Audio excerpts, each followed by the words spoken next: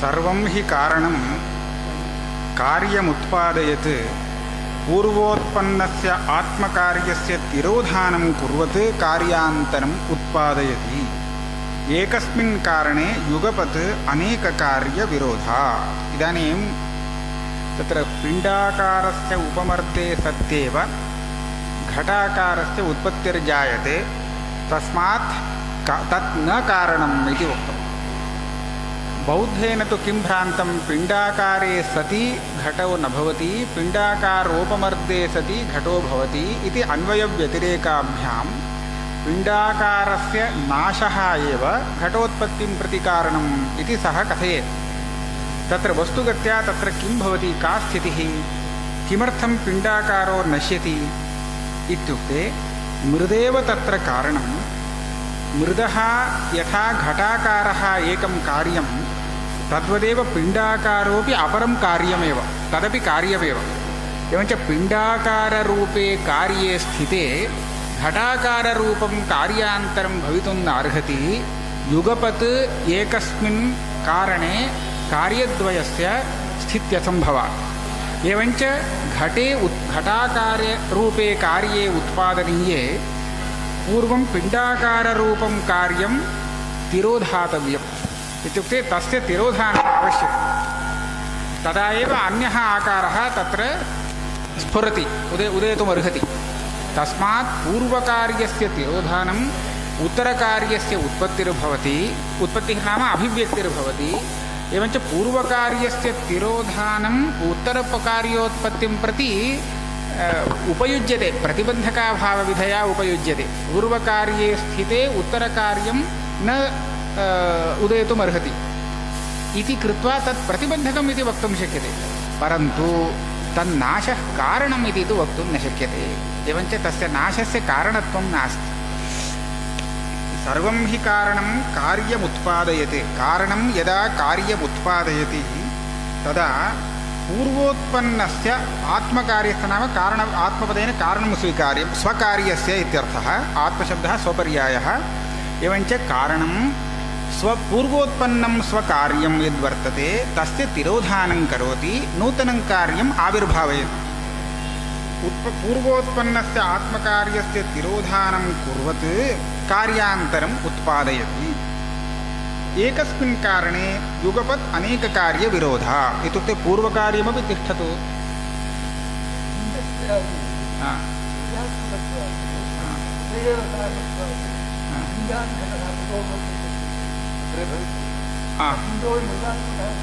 भवति।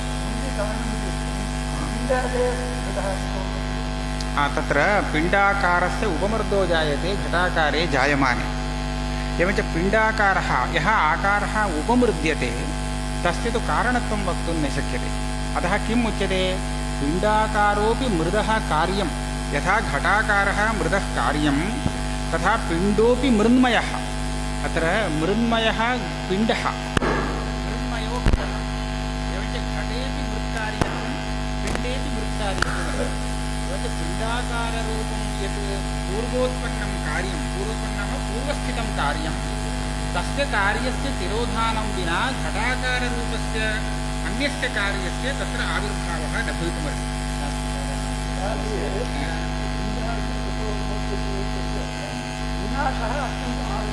आवश्यकः तदभावे अतएव मया इदमुक्तं, सः आकारः अन्याकारस्फुरणे प्रतिबन्धकः।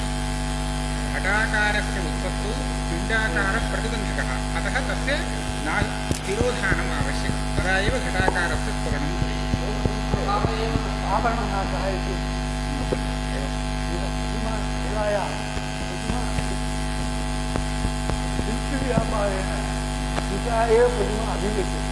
एवञ्च आवरणनिवृत्ते पठः अत्र उपयुक्तात्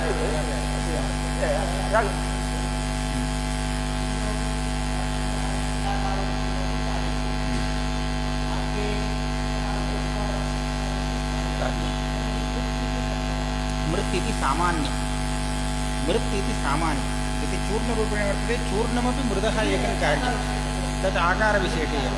एवञ्च एतेषु पिण्डाकारे चूर्णाकारे घटाकारे सर्वस्मिन्नपि आकारे अनुवर्तमानः कश्चन धर्मः वर्तते, कश्चन पदार्थः, स एव मृत्पदार्थः।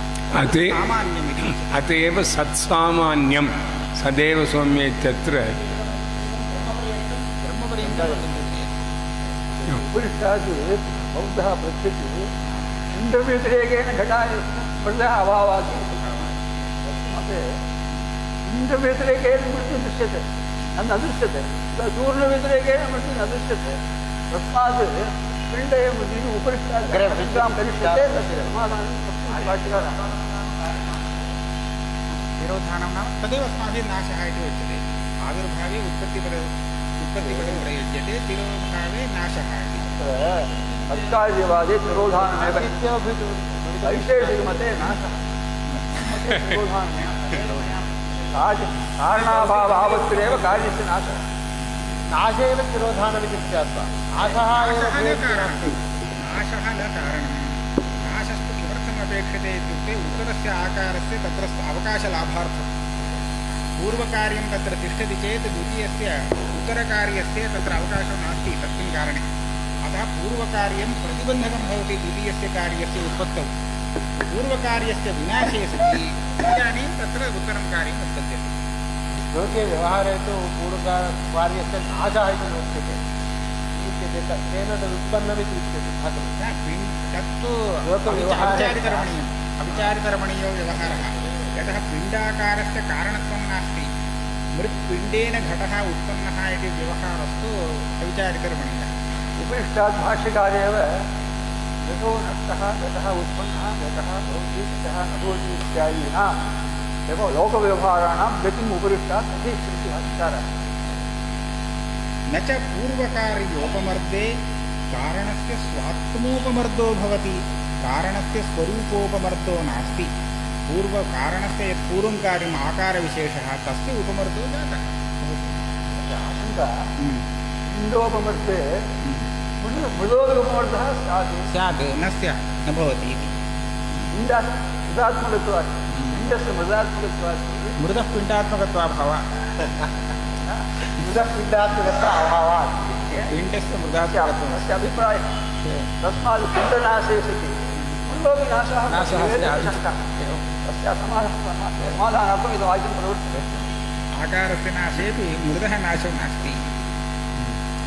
न च पूर्वकार्य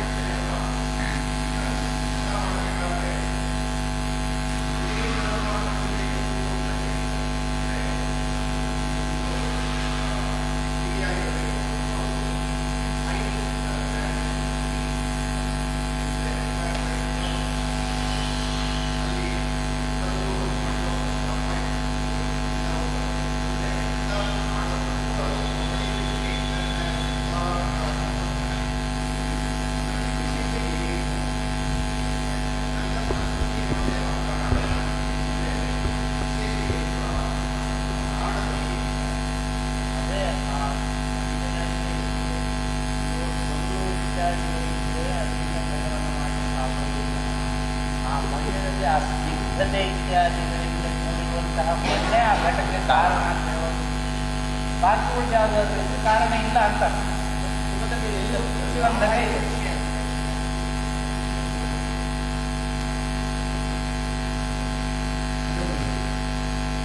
तस्मात् पिण्डाद्युपमर्दे कार्योत्पत्तिदर्शनम् उपमर्दे सति कार्योत्पत्तिदर्शनं सति सप्तमी पिण्डाद्युपमर्दे कार्योत्पत्तिदर्शनम् अहेतुः प्रागुत्पत्तेः कारणासत्वे इदमेव तेन प्रागुत्पत्तेः कारण असत्वे इदं दर्शनं प्रमाणत्वेन उक्तम् इदं न साधकं यदा यस्य अदर्शनं भवता उच्यते तस्य कारणत्वं नास्ति पिण्डाकारस्य अदर्शनं भवति परन्तु तत् कारणं न भवति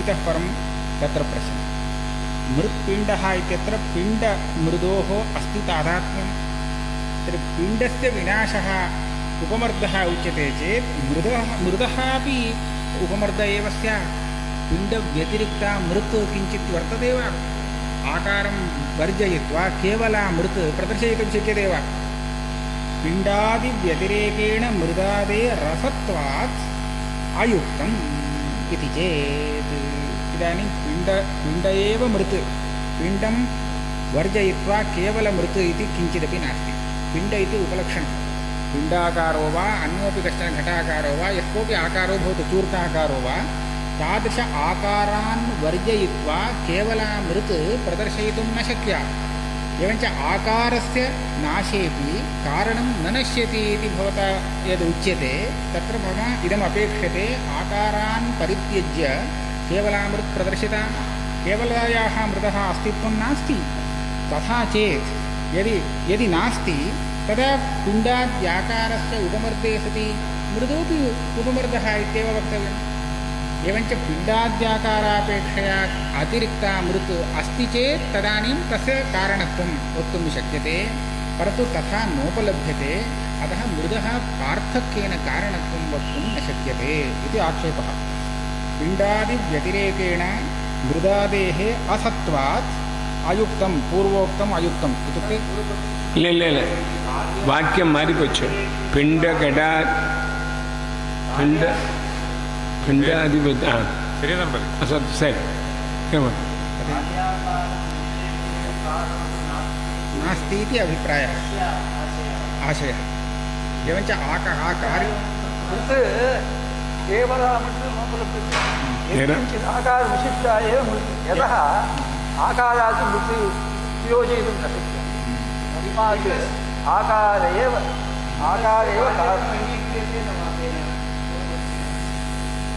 पिण्डस्य वा मृत्कार्यत्वं वा न इदानीं नाङ्गीकरोति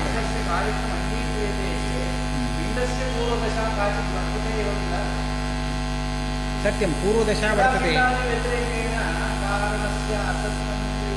अत एव कथयामि केवलं पिण्ड इति एकः मास्तु पिण्डोत्पत्तेः प्राक् अन्याकारविशिष्टा मृदा आसीत् तादृश आकारोत्पत्तेः प्राक् आकारान्तरविशिष्टा आसीत् एवम् आकारान् परित्यज्य केवलामृत् इति नैव दर्शयितुं शक्यते आकारास्तु उपमृद्यन्ते घटे उत्पद्यन्ते विशिष्टैव मृत् भवति तद् अविशिष्टा मृत् नैव भवति यदि घटाकारः जायते तदा अन्ये सर्वेपि आकाराः नष्टाः भवन्ति खलु पिण्डाकारो वा भवतु चूर्णाकारो वा भवतु यः कोऽपि पूर्वतनः आकारः स कोऽपि आकारः अस्यां दशायां नास्ति घटाकारे स्थिते तथा चेत् आकाराणां कारणत्वम् अवश्यं स्वीकार्यम् आकारव्यतिरिक्तायाः मृदः अनुपलब्धेः तथा च तस्य उपमर्दे सत्येव कार्यम् उत्पद्यते इति कृत्वा अभावात् भावोत्पत्तिः इत्ययमेव अंशः सिद्ध्येत् इति तस्य आशयः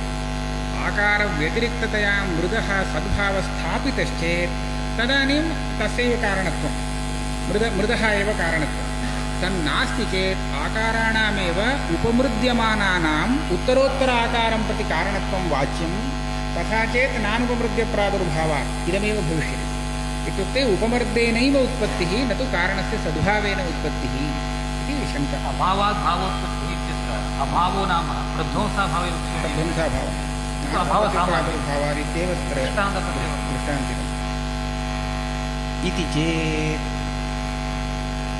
किञ्चित् विवरणं क्रियते अस्य पिण्डादिपूर्वकार्योपमर्दे मृदादिकारणं नोपमृद्यते घटादिकार्यान्तरेपि अनुवर्तते इत्येतत् अयुक्तम् कुतः पिण्डघटादिव्यतिरेकेण मृदादिकारणस्य अनुपलम्भात् इति चेत् यः कोऽपि आकारेव तिष्ठति सर्वदा आकारं विना केवलामृत् प्रदर्शिता न प्रदर्शयितुं शक्यते इति चेत् आकारविशेषः सोऽपि आकारसामान्ये सः ततोपि अग्रे न गतवान् ब्रह्मपर्यन्तं यत्र तत्पर्यन्तं न गतवान् न गन्तुं शक्यते परन्तु मृत् इति यदा व्यवहारः वर्तते तदा कश्चन आकारः तत्र वर्तते एव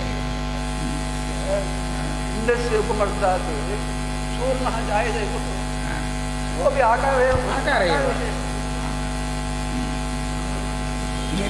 निराकारः आत्मा एव अन्ये साकारः एव सर्वदा दृश्यते तादृशाकारः इदानीम् अन्वयव्यतिरेकाभ्यां मृदः सद्भावः प्रदर्श्यते आकारः उपमृद्यते मृत् अनुवर्तते इत्युक्ते आकारो व्यावर्तते मृत् अनुवर्तते एवञ्च यद्यपि पृथक्कृत्य प्रदर्शयितुं न शक्यते, परन्तु अनुवर्तमाना मृत् व्यावर्तमानेभ्यः आकारेभ्यः भिन्ना अस्ति इति साध्यते युक्त्या। मृदादिकारणानां घटाद्युत्पत्तौ पिण्डादिनिवृत्तौ अनुवृत्तिदर्शना। घटाद्युत्पत्तौ सत्यां, पिण्डादि आकाराणां निवृत्तौ निवृत्तौ सत्यां तत्रापि सत्यामेव। मृदादिकारणानाम् अनुवृत्तिदर्शना। मृदादीनां कारणानाम् इति सत्यं मृन्मयः न तथा न कर्मधारे मृदादिरेव कारणं, मृदाद्येव कारणं, तस्य अनुवृत्तिर्दृश्यते। एवञ्च न्यायः अयमेव, येषु व्यावर्तमानेषु यदनुवर्तते तत् तेभ्यो भिन्नम्। एवञ्च मृदादिकार्यस्य सद्भावः सिद्ध्यति।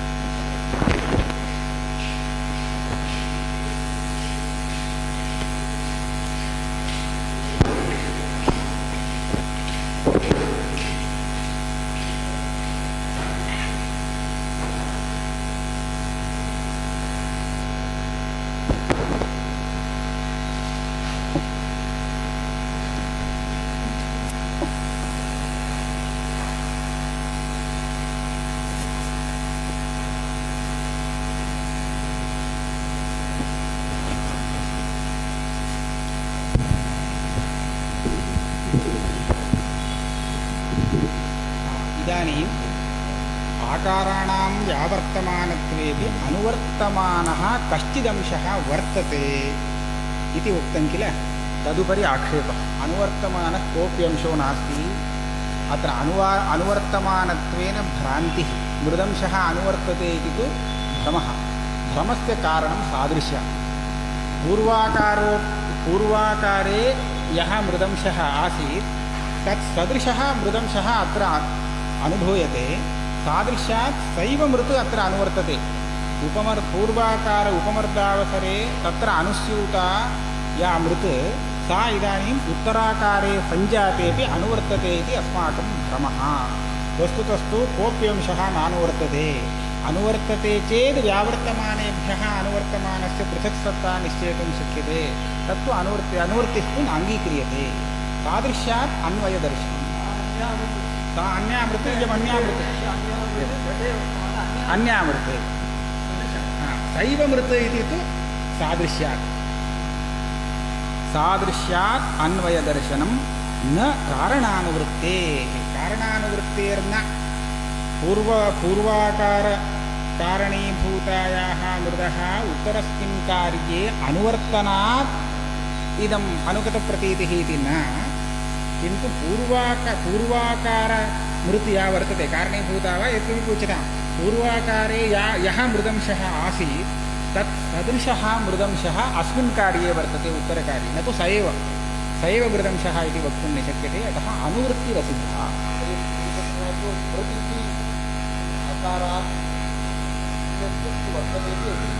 अन्यत् वर्तते इति न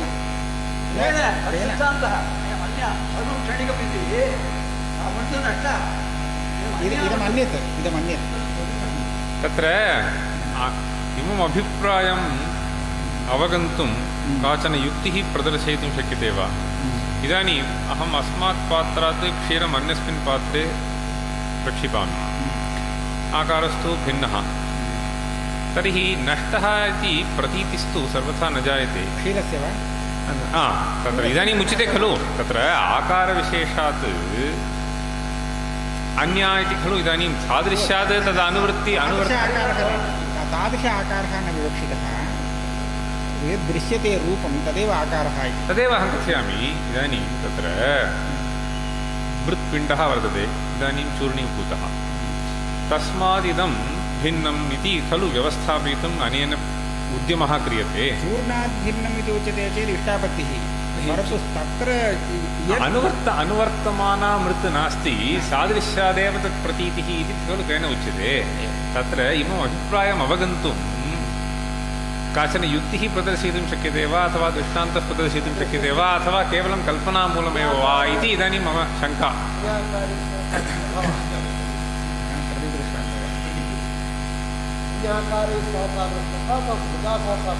मृदा अन्याकारेण तादृशम् अनुवर्तमानांशः तदन्यत्। इदानीं सामान्यतः पूर्वाकारे उत्तराकारे च अनुवृत्ततया कश्चन अंशः प्रदीयते, सः नास्ति, अनुवृत्तः अंशः नास्ति इति वक्तव्यम्। कुतः? क्षणिकत्वादेव। यत् सत् तत् क्षणिकम् इति तेषाम् अभ्युपगमः। तर्हि क्षणिकः सः पदार्थः न अनन्तरम् अनुवर्तयितुं शक्नोति। तर्हि सैव मृत् इति अनुवृत्तिप्रत्ययः कथं सादृश्यात् इत्येव तैः उच्यते। यदेव औषधं त्वया भुक्तं तदेव औषधं मयापि स्वीकृतम् इति उच्यते। सेयं दीपज्वाला इति। सेयं गङ्गा प्रवाहः वर्तते। तादृशस्थले सादृश्यादपि तथा प्रतीतिर्जायते, भ्रमात्मकप्रतीतिः। अत्रापि तथैव। एवञ्च भ्रमात्मकप्रतीत्या वस्तुसिद्धिर्नास्ति खलु। अनुवृत्तं वस्तु किञ्चित् यदि स्यात् तदानीं तस्य कारणत्वं वक्तुं शक्येत।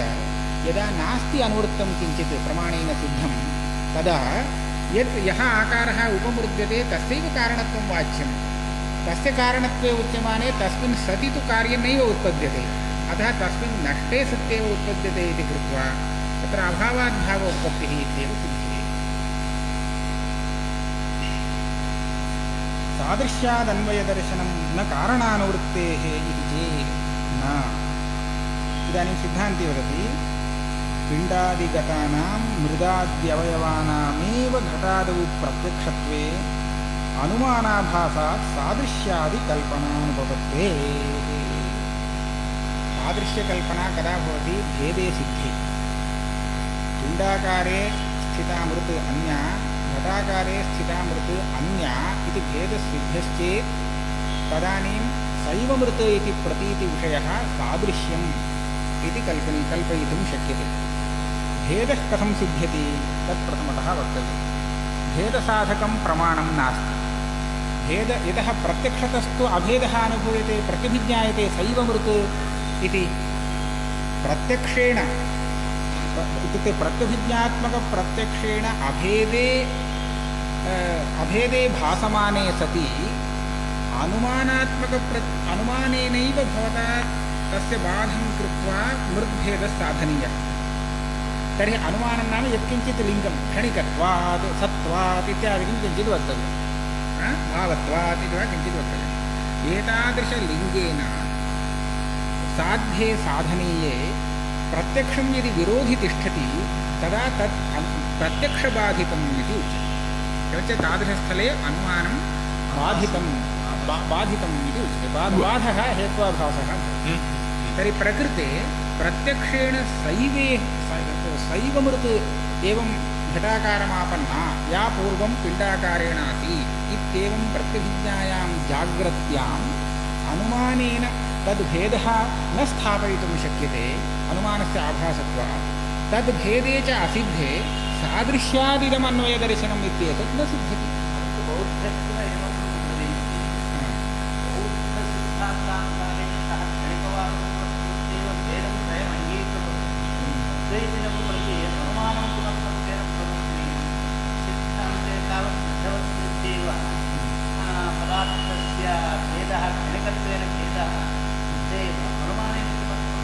क्षणिकत्वं न अनुमानेन साधयति। इदानीं प्रत्यभिज्ञायां विषयसादृश्यं या मृत् पूर्वं पिण्डाकारेण आसीत् सैवेदानीं घटाकारेण संवृत्ता इति अस्माकं प्रतीतिरस्ति, लौकिकी प्रतीतिः। अस्यां प्रतीतौ घटाकारेण परिणता मृत् स्थिता मृत् अन्या, पिण्डाकारेण स्थिता मृत् अन्या यदा अन्यत्वं सिद्ध्यति उभयोर्भेदस्सिद्ध्यति तदा इयं प्रत्यभिज्ञा लोकप्रसिद्धा लौकिकप्रतीतिः एवम् उपपाद्यते बौद्धेन तत्र पूर्वमृदः अस्याः मृदश्च अस्ति सादृश्यम् अत्यन्तसादृश्यात् सैव मृत् इति व्यपदिश्यते सैव मृत् इति भ्रान्तिर्जायते इति तेन उच्यते एवञ्च सादृश्यात् अन्वयदर्शनम् इति कथयितुः बौद्धस्य कः अभिप्रायः मृत् सा मृत् इयं मृत् च भिन्ना इति अस्माभिः किमुच्यते उभयोर्भेदे सिद्धे सति ततः परं सादृश्यात् प्रत्यभिज्ञा इति वक्तुं शक्यते भेदः कथं सिद्ध्यति अनुमानेन इति वक्तव्यम् अनुमानेन भेदे साधनीये प्रत्यक्षविरोधः अस्ति चेत् बाधितः खलु हेतुः स्यात् एवञ्च तेन भेदः नैव सिद्ध्यति एवञ्च प्रत्यक्षबाधितेन अनुमानेन भेदस्यैव असिद्धौ सादृश्यात् प्रत्यभिज्ञा इति कथं वर्णयितुं शक्यते एवञ्च प्रत्यक्षविरोधात् भवदीयम् अनुमानमेव एवञ्च क्षणिकत्वम् अस्मत् सिद्धान्ते सिद्धम् इति भवता उच्यते चेत् स एव सिद्धान्तः इदानीं न समीचीनः इति आक्षिप्यते वेदेव प्रत्यक्षं वर्तते वेदेव परन्तु एतत्तु सादृशादि इति सः न कथयति भेदः प्रत्यक्षं लभ्यते इति न भेदस्तु अनुमानेन सिद्ध्यति अतः ऐक्यप्रत्यभिज्ञा सादृश्यावलम्बना इति उच्यते तेन प्रत्यक्षेण इदानीं सैव मृत् इति प्रत्यभिज्ञा भवति वा न वा पूर्वं पिण्डाकारेण आसीत् कुलालेन घटाकारम् आपादिता मृत् अस्माकं कथं प्रतीतिः पूर्वं पिण्डाकारेण आसीत् सा मृत् इदानीं घटाकारम् आपन्ना इति प्रतीतिरस्ति वा न वा पूर्वपक्षिणः आसीत् भेदः प्रत्यक्षम् इति न वदति भेदस्य अनुमानं यतः तस्यापि एवमेव प्रत्यक्षं वर्तते भवतु प्रत्यक्षोपजीवी भवतु प्रकृतस्थले प्रत्यक्षं न उपजीवति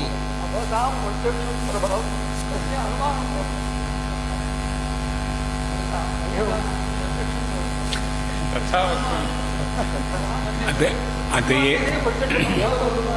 वस्तुतस्तु प्रत्यक्षोपजीवित्वम् इत्युक्ते यद्यत् प्रत्यक्षं तत्सर्वम् उपजीव्यम् इति नार्थः व्याप्तिग्रहणार्थं स्थलं प्रत्यक्षेण गृह्यते व्याप्तिग्रहणं प्रत्यक्षप्रमाणेन भवति इति कृत्वा अनुमानस्य प्रत्यक्षोपजीवित्वं न तावता सर्वप्रत्यक्ष उपजीवित्वं तस्य एवं नियमो नास्ति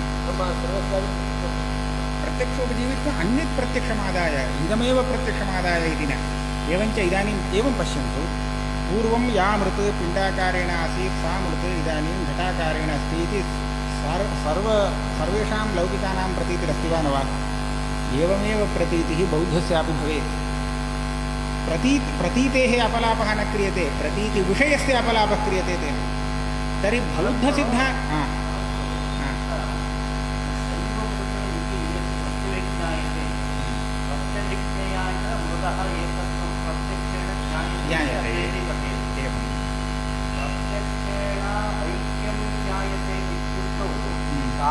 ऐक्यमेव भ्रान्तम् इति वदतः पूर्वपक्षिणः तत्र खण्डनं कथं क्रियते यतोहि प्रत्यक्षमेव युष्माकं भ्रान्तम् अस्माकं प्रत्यक्षम् अभ्रान्तम् इति साधनीयं समीचीनं तावत्पर्यन्तं तस्य मतस्य निराकरणं तु न सम्भवति प्रत्यक्षम् अस्माकं प्रत्यभिज्ञया एकत्वं यदा ज्ञायते तस्य अभ्रान्तत्वं साधनीयं कथं तस्य उत्तरम् इदानीम् उक्तम् इदानीमेव तत्र किं वर्तते पश्यन्तु सैवेयं मृत् इति प्रत्यक्षं तु तस्यापि अस्यापि सर्वस्यापि परन्तु अस्य प्रत्यक्षस्य विषयः कः इत्युक्ते न मृत् एका मृत् मृदैक्यं न विषयः किन्तु सादृश्यं विषयः इति बौद्धेन उच्यते सादृश्यं विषयः इति कृत्वा न सादृश्यं विषयः इति कदा वक्तव्यं भेदे सिद्धे भेदः कथं सिद्ध्यति प्रत्यक्षेण सिद्ध्यति इति सः न कथयति प्रत्यक्षेण उभयोः भेदः सिद्ध्यति इति तु न कथयति किन्तु क्षणिकत्वादि अनुमानेन सत्त्वादि अनुमानेन सत्त्वेन क्षणिकत्वं प्रसाद्य क्षणिकत्वात् भेदानुमानम् एवं भवेत्। तर्हि प्रकृते भेदानुमानं यदा क्रियते तेन तदा इयं प्रत्यभिज्ञा विरोधिनी भवेद्वा न वा? अनुमाने तु बाधरूपः हेत्वाभासः तेनापि स्वीकृतः किल। एवञ्च यावत्पर्यन्तम् अनुमानेन भेदो न सिद्धः तावत्पर्यन्तम् अस्याः प्रत्यभिज्ञायाः विषयः ऐक्यं नेति वक्तुं न शक्यते। भेदसिद्ध्यनन्तरं तत्र सादृश्यम् अवलम्ब्य इयं प्रत्यभिज्ञा जाता इति वक्तुं शक्यते। परन्तु भेदसिद्धिः कदा?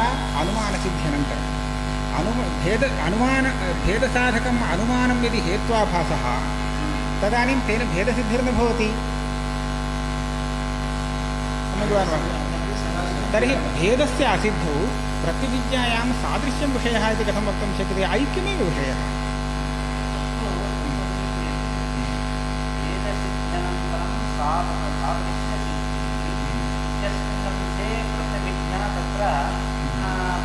रूपेण अस्ति तेषां सा प्रत्यभिज्ञा एव अभ्रान्ता इति कथं सिद्ध्यति? प्रत्यभिज्ञायाः विषये एव सः तत्र आक्षेपम् अभिव्यनक्ति किल। सत्यं, प्रत्यभिज्ञायाः भ्रान्तत्वे हेतुर्नास्ति। प्रत्यभिज्ञायाः भ्रान्तत्वे को हेतुः इत्युक्ते भेदसिद्धिरेव। भेद एव हेतुः। तादृशभेदः कथं सिद्ध्यति? अनुमानेन। एवञ्च तत्सिद्धेः प्राक् प्रत्यभिज्ञायाः भ्रान्तत्वं न सिद्धम्।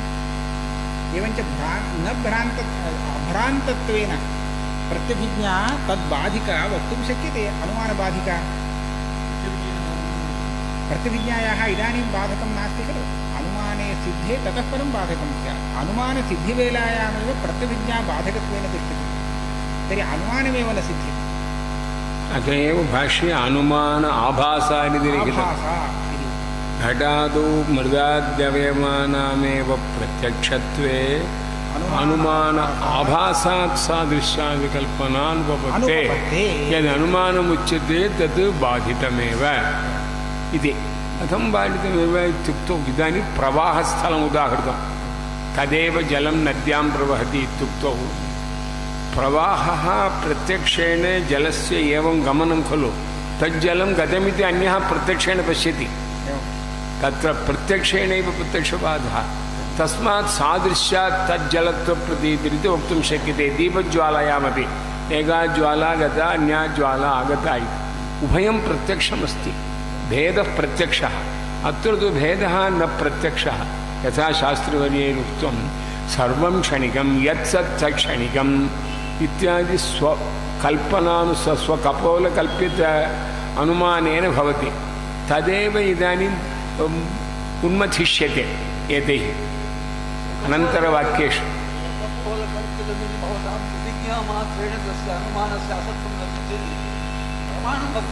प्रमाणं तु उच्यते अनन्तरं यत्सत् क्षणिकमिति तु क्षणिकत्वे दुक्षणावस्थायै कश्चन एव वदेत् इदं क्षणिकम् इदं क्षणिकमिति। यदि दुक्षणावस्थायै कश्चन स्वीक्रियते क्षणिकवादो नष्ट इति बहु पराक्रान्तं क्षणिकवादखण्डने। अत्रापि पराक्रमिष्यते। वाक्यत्रये वाक्यचतुष्टये च एतदेव प्रवर्तते अत्र। तत्पश्यन्तु।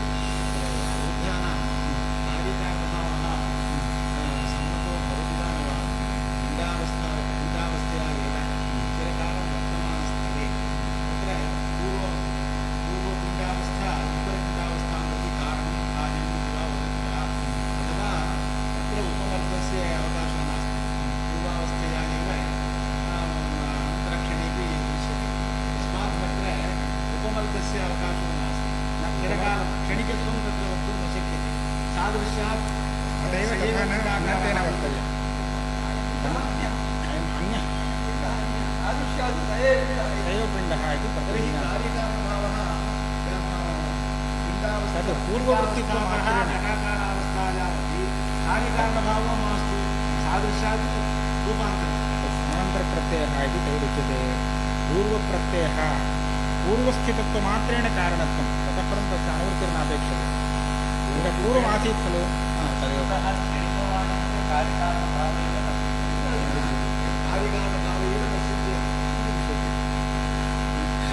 कारणत्वं नाम कार्यपूर्वकालवृत्तित्वमेव खलु। पूर्वकक्षणे अस्ति चेत् अलं तदेव कारणमिति उच्यते। कालिकामनामः शास्त्रज्ञानैः अन्यैः उच्यमानः भावः अनेन रूपेण तेन समापयति। इतः परं प्रत्यक्षम् अनुमानेन बाध्यते सिद्धान्तिनः भेदानुमानं प्रत्यभिज्ञाप्रत्यक्षेण बाधितम्, अतः भेदो न सिद्ध्यति, अतः सादृश्यादिकल्पना न युक्ता। मृदेव इदानीम् अनुवर्तमाना दृश्यते, सैव मृत् अनुवर्तते चेत् आकारो भिद्यते, व्यावर्तते। एवञ्च आकारेभ्यः पृथक् मृदः सत्त्वं सिद्ध्यति, तदेव मृत् इदानीं कार्यं प्रति कारणं, घटादिकार्यं प्रति इति सिद्ध्यति। न च प्रत्यक्षानुमानयोः विरुद्धाव्यभिचारिता इति मिलित्वा भूतव्यम्। एकं पदम्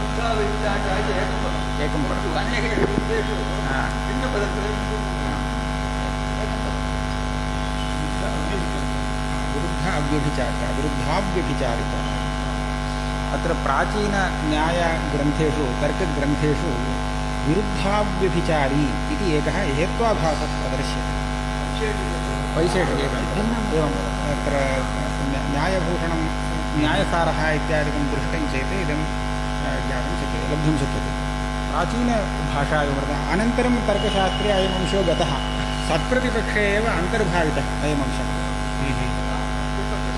तत्प्रतिपक्षसदृशः ईषद्भेदोऽपि प्रदर्श्यते। इदानीम् अहं न सम्यक् स्मरामि, परन्तु अनन्तरं सत्प्रतिपक्षे अयम् अन्तर्भावितः। इदानीं किं वर्तते, किञ्चित् विवृणोमि। प्रत्यक्षं नाम प्रत्यभिज्ञाप्रत्यक्षं स्वीक्रियतां। प्रत्यभिज्ञाप्रत्यक्षं मृदः अभेदं साधयति, पूर्वोत्तरावस्थयोः मृदः अभेदं साधयति, अनुमानञ्च भेदं साधयति। भेदसाधकं खलु अनुमानं। तर्हि अनयोरुभयोः तुल्यबलत्वं यदा वर्तते तदानीं तुल्यबलविरुद्धाव्यभिचारी नाम हेतुः। सत्प्रतिपक्षः इति दोषः उच्यते खलु, सः व्यावहारिकदोषः कथम् उपपाद्यते इत्युक्ते प्रकृतसाध्यसाधकः एकः हेतुः, तदभावसाधकः अपरः हेतुः। इदानीं द्वयोर्मध्ये किं प्रबलं किं दुर्बलम् इति अवधारणं यदा नास्ति, अस्यां दशायामेव सत्प्रतिपक्षः इति दोषः। यदि एकत्र व्याप्तिर्निश्चिता तर्हि एकः सद्धेतुः अपरः असद्धेतुः इति निश्चितं भवति, एक एव दुष्टः।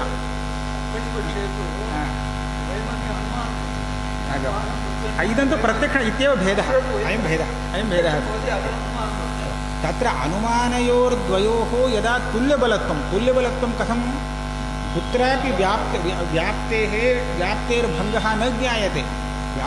एकत्र अवश्यं व्याप्तिः न स्यादेव विरुद्धस्थले, परन्तु व्याप्तिभङ्गः व्याप्तेरभावः न ज्ञायते। उभयत्रापि दृष्टान्तवशात् व्याप्तिः गृह्यते इव। तर्हि अस्यां दशायां बलाबल अनवधारणदशायामेव उभयोर्दुष्टत्वं, व्यावहारिकरीत्या उभयोः हेतोर्दुष्टत्वम् इति उच्यते। एकत्र व्याप्तिः अवधारिता चेत् तदानीम् एक एव हेतुर्दुष्टः। एवञ्च व्यावहारिकसत्प्रतिपक्षः इति यदा उच्यते तदा उभयोरपि दुष्टता। एकस्यापि अनेन सः सत्प्रतिपक्षितः, तेन हेतुना अयं हेतुः सत्प्रतिपक्षितः इति कृत्वा उभयोर्दुष्टता इति अङ्गीक्रियते। यथा अयं सत्प्रतिपक्षः विरुद्धयोः हेतोः तुल्यलक्षणयोः एकत्र धर्मीसमीपातः विरुद्धाव्यभिचारी। यथा शब्दो अनित्यः वाक्येन्द्रियग्राह्यत्वेषु सामान्यत्वात् घटवत्, शब्दो नित्यः श्रावणत्वात् शब्दत्वम्।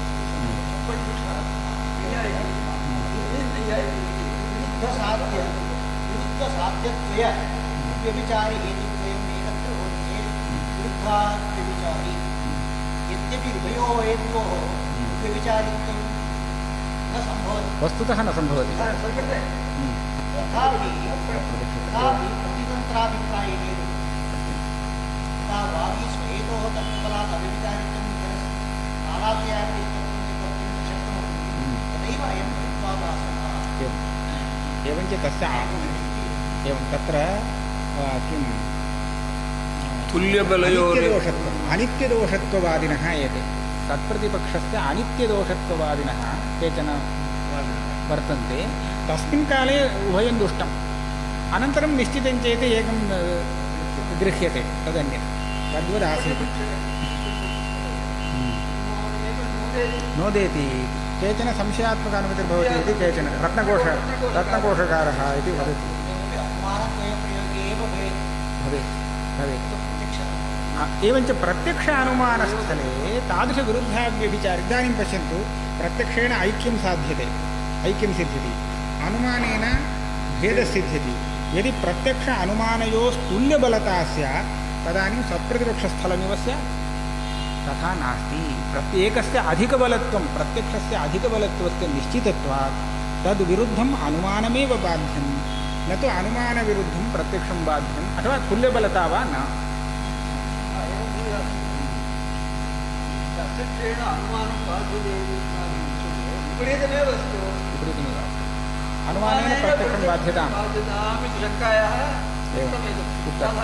समबलत्वं नास्ति तदेव न च प्रत्यक्षानुमानयोर्विरुद्धाव्यभिचारिता तत्र शब्दार्थः मया समीचीनतेन गृहीतः अव्यभिचारिता तु अनुमाने इष्यते खलु अव्यभिचारित्वं नाम व्याप्तिहेतोः सत्यम् इदानीं विरुद्धा इति तत्र विशेषणं कथयामि हा विरुद्धयोः अव्यभिचारिता विरुद्धयोः साध्ययोः विरुद्धयोरिति तत्र एकं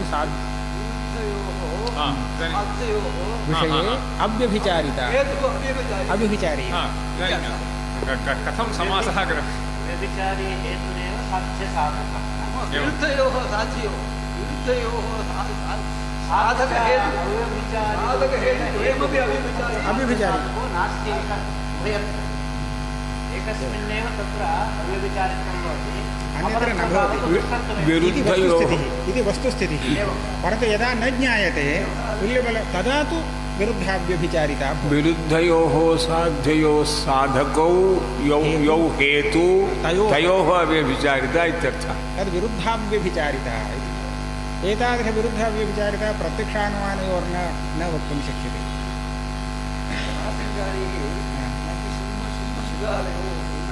एवमेव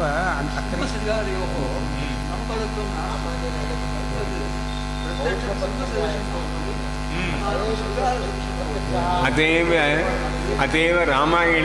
अतएव रामायणे सीता रावणं दृष्ट्वा कोपेन पतति सिंहशृगालयोरिव तदन्तरं रावण तव च रामस्य च यदन्तरं सिंहशृगालयोर्वने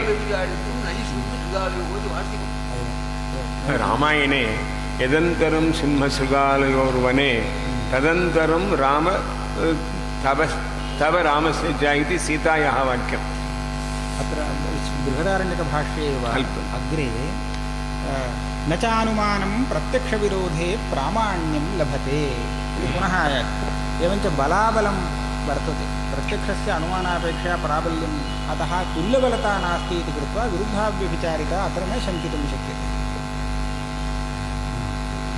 कारणं तदेव तुल्यबलत्वं नास्ति इत्येव प्रत्यक्षपूर्वकत्वात् अनुमानस्य तत्र हेतुः उपजीव्योपजीवकभावः वर्तते उपजीव्यं प्रत्यक्षम् उपजीवकम् अनुमानम् अतः उपजीव्यस्य प्राबल्यम् उपजीव्यत्वेन प्राबल्यं न तुल्यबलता अनुमानस्य तर्हि फुल् स्टाप् 12 இருக்கணும் प्रत्यक्षपूर्वकत्वात् अनुमानस्य पूर्वत्र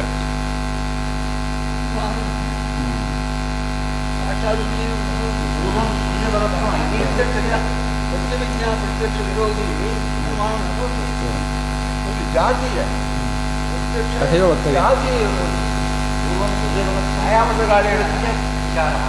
इदानीं वस्तुतः तुल्यबलत्वं नास्ति नास्ति एव अत्र शास्त्रिपादैः अन्यः विशेषः उच्यते प्रत्यक्षबाधस्य यद् उदाहरणं भवति तत्र उपजीव्यं येन प्रत्यक्षेण बाध्यते तन्न उपजीव्यं भवति एकम् उदाहरणं पश्यामः वह्निः अनुष्णः पदार्थत्वा जलवत् इति किञ्चित् कृतं बाधितमिति वक्तव्यं खलु केन बाधः प्रत्यक्षप्रमाणेन बाधः प्रत्यक्षप्रमात्र का भवति वह्निः उष्णः इत्याकारकप्रमा परन्तु वह्निः उष्णः इत्याकारकप्रत्यक्षस्य एतादृश अनुमाने कथमपि अपेक्षा नास्ति। तर्हि उपजीव्यविरोधः तत्र वक्तुं शक्यते वा? न शक्यते खलु। प्रत्यक्षम् उपजीव्यत्वेन प्रबलम् इति वक्तव्यं चेत् तदानीम् इदं यत् प्रत्यक्षं वह्निः उष्णः इत्याकारकं प्रत्यक्षम् एतादृशप्रत्यक्षं वह्निः अनुष्णः इत्यनुमानेन कथमपि नापेक्ष्यते। किं तर्हि कथं तत्र उपजीव्यत्वेन प्राबल्यं?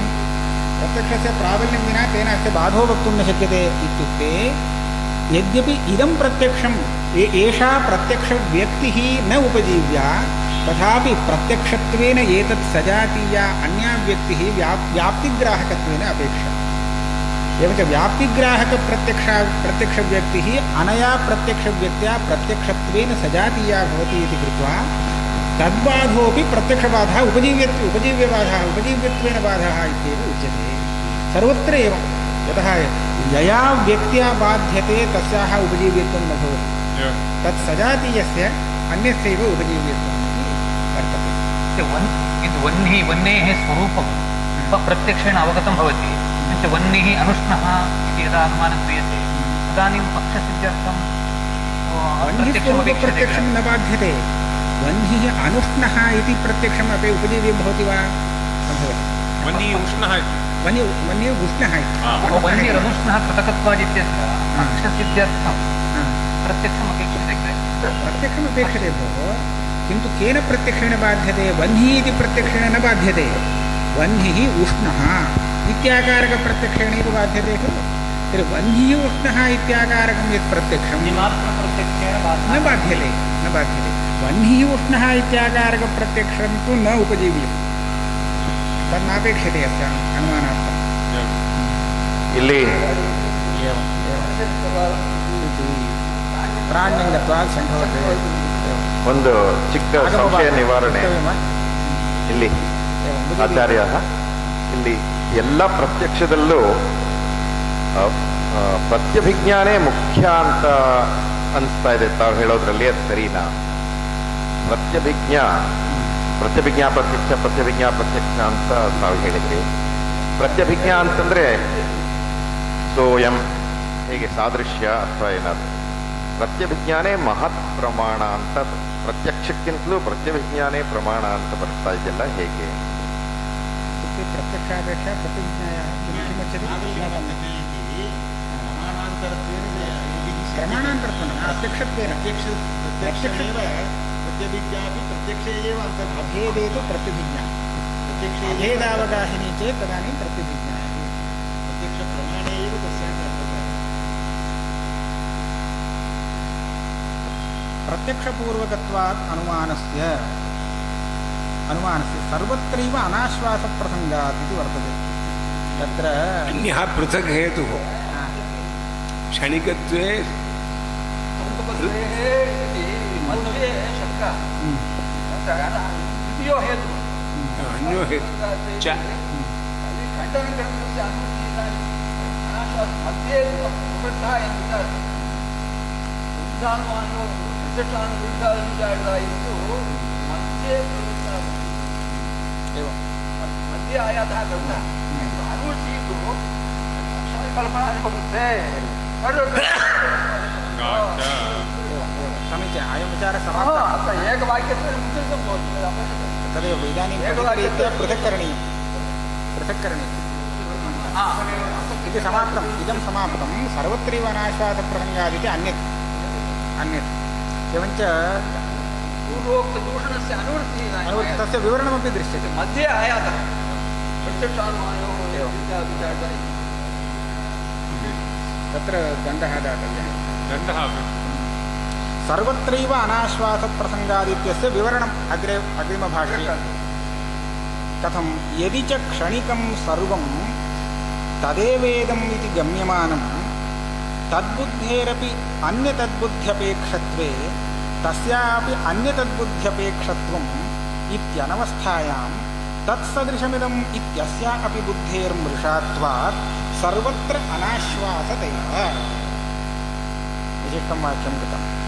तत्र किं वर्तते? यदि क्षणिकं सर्वं तदेवेदम् इति गम्यमानं सर्वं क्षणिकमेव वस्तुगत्या इति यदि तदा किं भवति तदेवेदम् इति बुद्धिः इयं या बुद्धिः तदेवेदम् इति बुद्धिः वर्तते खलु वस्तुगत्या इयं बुद्धिद्वयम् अपेक्षते तद्बुद्धिम् एतद्बुद्धिम् इति बुद्धिद्वयम् अपेक्षे तदेवेदम् अथवा न तदेवेदम् उभयत्रापि अन्यत तद्बुद्धिः इति एका अपेक्षते इदानीं तदेवेदम् इति बुद्धेः एतादृशबुद्धेः कृते तद्बुद्धिः अन्या तद्बुद्धिः एका अपेक्षते कदाचित् सम्यक् विवरणं न जायते इति भाति तदेव उदाहरणं स्वीकृत्य वदामि सोऽयं देवदत्तः इति एवं संवादेन भवति तस्मात् अस्य ज्ञानस्य यदि प्रामाण्यं वक्तव्यं भवति चेत् तदर्थं ज्ञानान्तरं वक्तव्यं भवति तस्यापि ज्ञानत्वात् प्रामाण्यसिद्ध्यर्थं ज्ञानान्तरं वक्तव्यम् अनवस्था तदेवेदम् इति गम्यमानं सर्वं यदि क्षणिकं तद्बुद्धेरपि अन्यतद्बुद्ध्यपेक्षत्वे तस्य प्रमाणं भवति ज्ञानान्तरसंवादात् स्वतः प्रामाण्यं नैव इष्यते नाङ्गीक्रियते अत्र त्रैविध्यं भवति शिखामणिग्रन्थादिषु उक्तं भवति बौद्धमते अप्रामाण्यं स्वतः प्रामाण्यं पडतः न्यायिकमते द्वयमपि पडतः सिद्धान्तमते ज्ञानं स्वतः अप्रामाण्यं पडतः तानां भेदः ज्ञातव्यः एवञ्च बौद्धमते प्रामाण्यं पडतः परन्तु नाम संवादि ज्ञानान्तरम् अपेक्षते इदं क्षणिकमिति ज्ञानं संवादि अनन्तरं इदं क्षणिकमिति ज्ञानान्तरम् अपेक्षते तस्यापि ज्ञानत्वात् इदं क्षणिकमिति ज्ञानान्तरम् अपेक्षते इति कृत्वा तर्हि अनवस्थाप्रसङ्गः एण्ड्लेस् रिकरेशन् एण्ड्लेस् रिकरेशन् इति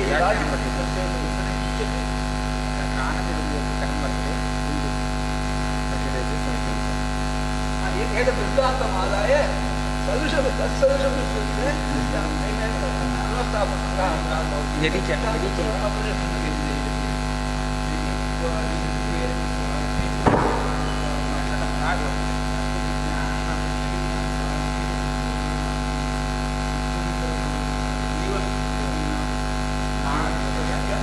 बौद्धैरिष्टत्वात् मते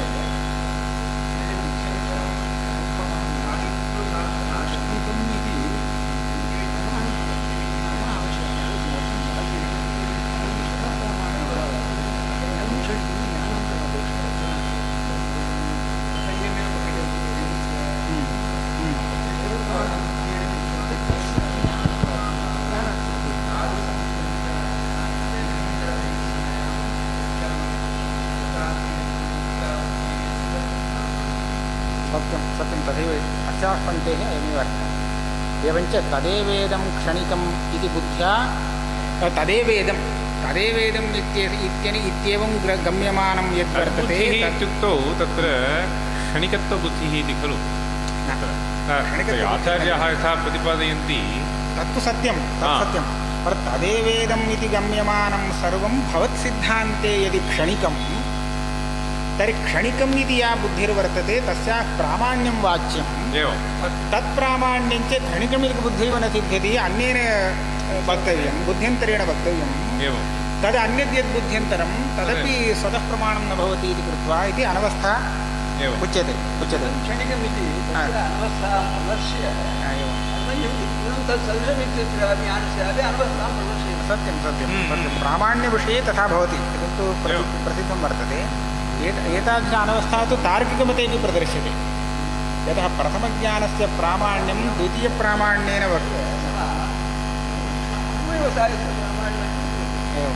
द्वितीयज्ञानेन उच्यते चेत् स्वतः प्रामाण्यविषये एवं वर्तते तद्वदेव प्रत्यभिज्ञायः प्रामाण्यम् अङ्गीक्रियते अन्ततो गत्वा तस्यापि अन्यतद्बुद्ध्यपेक्षत्वम् इत्यनवस्थायां परन्तु अत्र अन्यत् उच्यते इति किञ्चित् भाति तत् सदृशमिदम् इत्यस्यापि बुद्धेः मृषात्वात् सर्वत्र अनाश्वासतैव। पुनः एकवारं वदामि।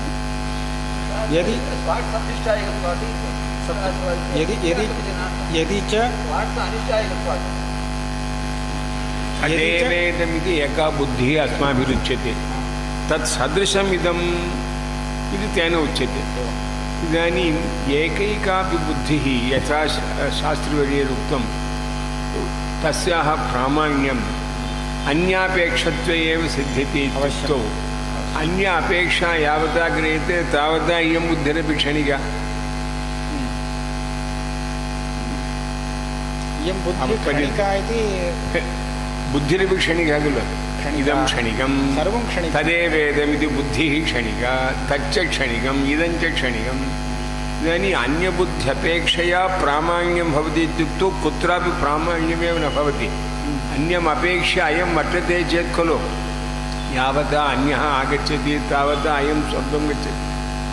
तस्मात् अन्यतद्बुद्ध्यपेक्षत्वे अप्रामाण्यं कथमित्युक्तौ वस्तुतः तथा नास्ति। वस्तुतः अत्र तु अनवस्थाप्रसङ्गः इति। अनवस्था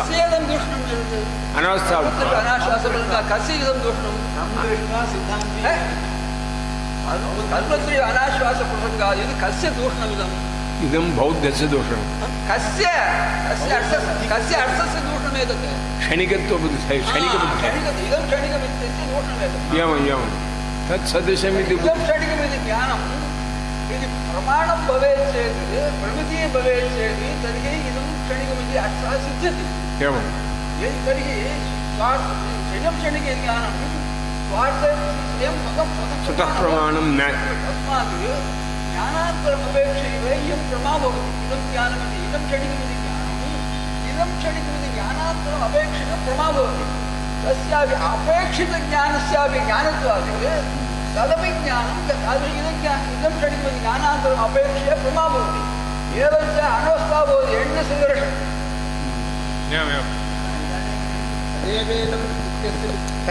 तद् स्वीकृतं तदेव सत्यं सर्वं क्षणिकं। नहीं तत्र शास्त्रीवैः प्रतिपाद्यः विषयः अयं। तत्र एते तावत् प्रत्यक्षं पुरस्कृत्य वस्तुनः प्रमाणं साधयितुं न प्रवृत्ताः। स एव विषयः तत्र शास्त्रीवैः प्रतिपाद्यते। तत्र इदानीम् अनुमानं पुरस्कृत्य साधयितुं प्रवृत्तस्य दूषणम् इदानीम् अनवस्था इत्युच्यते। तत्र एषा बुद्धिः या वर्तते क्षणिका इति या बुद्धिः एवमेव कदा सिद्ध्येत् इदं क्षणिकमिति ज्ञानस्य परमात्मनिश्चयं प्रति इदं क्षणिकमिति ज्ञानं स्वतः परमात्मस्य आवेदकं न भवति, स्वतः प्रमाणं न भवति। ज्ञानान्तरम् इदं क्षणिकमिति ज्ञानान्तरादेव अस्य परमात्मं सिद्ध्यति। तस्यापि अस्य परमात्मसाधकस्य इदं ज्ञानान्तरस्यापि ज्ञानत्वेन तदपि ज्ञानान्तरम् अपेक्षते, तस्यापि ज्ञानान्तरम् अपेक्षते इति अनवस्था दोषः। एतदृष्टान्तं इदं तत्सदृशमित्यत्रापि अयमेव विषयः। भाष्ये तु तदेवेदम् इति गम्यमानं तद्बुद्धेरपि अन्यतद्बुद्धपेक्षत्वे तस्यापि अन्यतद्बुद्धेरिति तदेवेदमित्यत्र न भवति। इदं क्षणिकमिति इदं क्षणिकमिति बुद्धिः तद्बुद्धिशब्देन अहं किञ्चित् तदेव उक्तं अहं विवृणोमि। इदं क्षणिकमिति बुद्धिः तद्बुद्धिशब्देन गृह्यते, न तु अत्र इत्यस्याः बुद्धिः इति न। तदेवेदम् इति गम्यमानं सर्वं यदि क्षणिकं तदेवेदम् इति बुद्ध्या विषयीक्रियमाणं सर्वं यदि सिद्धान्तिमते गम्यमानम् तदेवेदम् इति गम्यमानमपि तद्यदि क्षणिकं तर्हि तदेवेदम् इति ज्ञानेन तु न क्षणिकत्वं विषयीक्रियते। तदेवेदम् इत्युक्ते अक्षणिकत्वं भविष्यति भोः। तत् यत् पूर्वं दृष्टं तदेव इदम् इति उच्यते चेत् अक्षणिकत्वं, परन्तु तदेवेदम् इति प्रतीयमानमपि तत् क्षणिकम् इति भवद्भिः इष्यते। सर्वं क्षणिकम् इति कयाचित् बुद्ध्या खलु क्षणिकमिति उच्यते। इदानीं तदेवेदम् इति बुद्धेः प्रामाण्यं नास्ति इति भवता वक्तव्यम्। सर्वं क्षणिकम् इति ज्ञानस्य तु प्रामाण्यमस्ति इति वक्तव्यं। तदा एव भवेत्। पुनः कथयामि। तदेवेदम् इति बुद्ध्या यद् विषयीक्रियते तत् खण्डयित्वा सर्वं तत् क्षणिकम् इति भवता स्थाप्यते। तदेवेदम् इति बुद्धिः अप्रमा, तदा एव खलु क्षणिकत्वं सिद्ध्यति। तर्हि सर्वं क्षणिकम् इति या बुद्धिः सा प्रमा, तदेवेदम् इति बुद्धिः अप्रमा इति भवता व्यवस्थापनं कर्तव्यं। परन्तु तदेवेदम् इति बुद्धेः अप्रमात्वेव क्षणिकमिदं सर्वम् इति बुद्धेः प्रमात्वेव किं कारणमिति चिन्तनीयं। तर्हि भवन्मते क्षणिकमिदम् इत्यस्य संवादपूर्वकत्वात् ज्ञानप्रामाण्यस्य क्षणिकमिति द्वितीया बुद्धिः एका वक्तव्या। क्षणिकम् इति अपरा बुद्धिः, क्षणिकमिति अस्याः बुद्धेः प्रमात्वं वदति इति सम्पादिका। तथा नास्ति। तदा तार्किकमते स्यात्, परन्तु बौद्धमते तन्न स्यात् संवादार्थं। बौद्धमते एतज्ज्ञानविषयकम् अस्ति ज्ञानम् इति न स्यात् खलु। अस्य प्रामाण्यं नानाकरणे इत्युक्ते अस्य ज्ञानस्य विषयः अपि तत्र गृहीतव्यो भवति। सत्यं संवादाधीनं प्रामाण्यम् इति यदा उच्यते तदा एतत् समानविषयकज्ञानान्तरमस्ति चेत् पर्याप्तम्।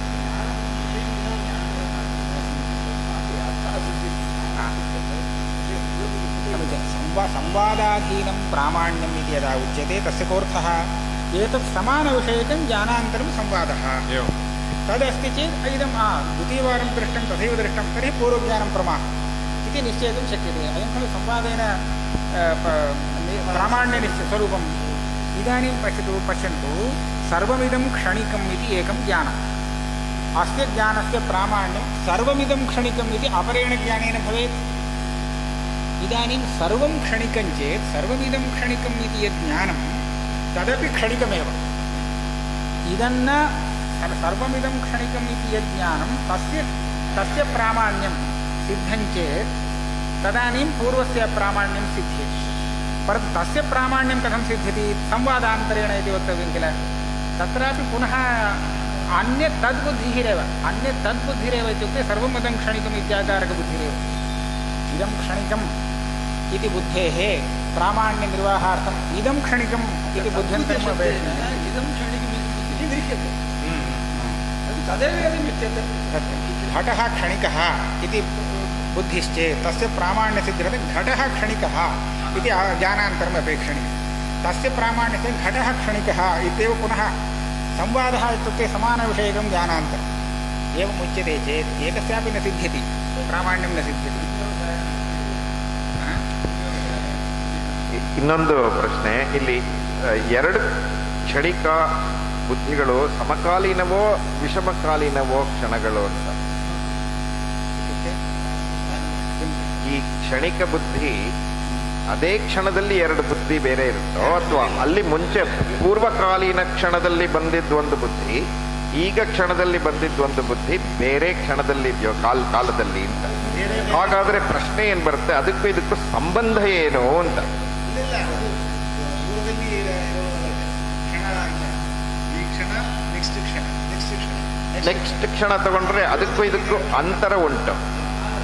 ಅಂತರದಲ್ಲಿ ಸಮಕಾಲೀನ ಅಲ್ಲ. ಸಮಕಾಲೀನ ಒಂದು ಕ್ಷಣಕ್ಕೂ ಇನ್ನೊಂದು ಕ್ಷಣಕ್ಕೂ ಸಂಬಂಧ ಹೇಗೆ? ಅಲ್ಲಿ ಅದು ಇನ್ಫೈನೈಟ್ ರಿಗ್ರೆಷನ್ ಅಂತ ಹೋಗೋದಕ್ಕೆ ಬೇಡವೇ ಬೇಡ, ಇದರಲ್ಲೇ ಸಾಕು. ಒಂದೇ ಕ್ಷಣದಲ್ಲಿ ಇದು ನಾಶ ಮಾಡಬಹುದು ವಾದಾನ ಅಂತ ನಾ ಹೇಳ್ತೇನೆ. मया किञ्चित् गृहीतं अत्र निवेद्यते। बौद्धानुयायिनः पूर्वकाले समाज बौद्ध एव सर्वज्ञाः इति कृत्वा बौद्धानुयायिनः शिष्याः बहवः सञ्जाताः। तावता निर्मूलमपि स्वकपोलकल्पितमपि इदं मतम् अन्येषां पुरतः प्रतिपक्षित्वेन तत्र विचार्यमाणत्वेन चर्च्यमाणत्वेन आगतं। वस्तुतः सर्वथा अपरविधं तद् तस्य मतं सर्वदा मूले उदाहरणत्वेनैव वादार्थम् उपवेष्टुमपि अनर्हः इत्येव तस्य वक्तव्यं। नहीं तथा वक्तुं न पार्यते भोः, तथा वक्तुं रसप्रामाण्यम् इति किल स्वीकृत्य तस्य एवं प्रामाण्यं स्थापनीयं चेत् तद्बुद्धिः अन्यत् बुध्यति एवं इति किल वक्तव्यम्। एवञ्च इदं क्षणिकम् इति यं बुद्धिः या जायते सा बुद्धिरपि अन्यत् तद्बुद्ध्यति न। नो चेत् क्षणिकत्वमेव न सिद्ध्यति। दृष्टान्तः केवलं दृष्टान्तस्य उपन्यस्तः भाष्यवाक्यं योजयामि। किञ्चित् कथयामि वा? एवञ्च इदं क्षणिकम् इति बुद्धेः प्रमात्वप्रकारः दृष्टान्ततया उपस्थापितः, न तु भाष्यार्थः। भाष्ये तु तदेवेदम् इति बुद्धेः प्रामाण्यं स्थापयितुं तदेवेदम् इति अन्या बुद्धिरपेक्षते। यथा इदं क्षणिकम् इति बुद्धेः प्रामाण्यम् इदं क्षणिकम् इति बुद्ध्यन्तरेण इति वाच्यं, तद्वदेव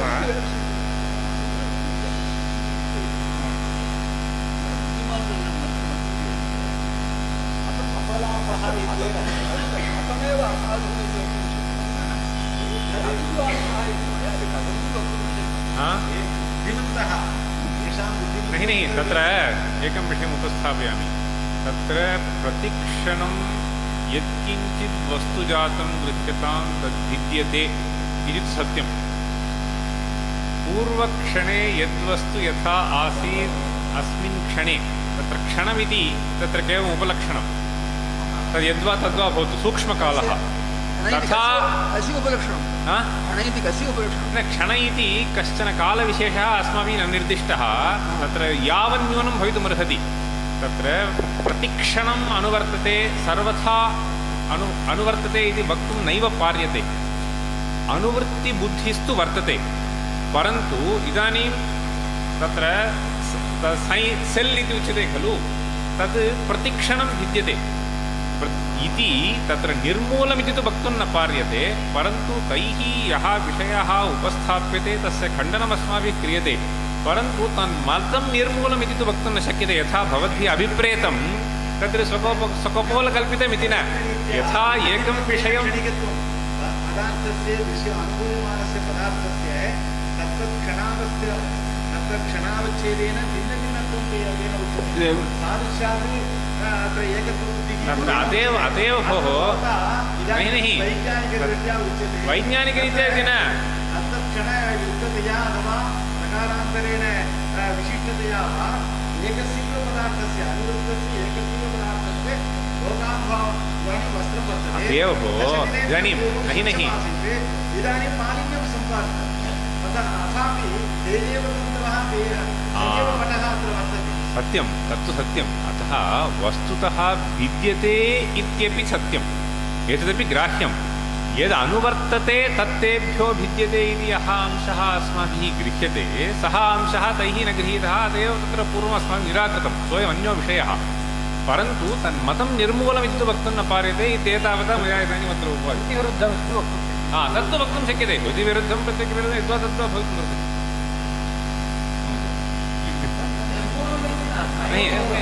बुद्धैव मूलं निर्मूलमिति न दैव मूलं, कपोल एव मूलः। तावदेव।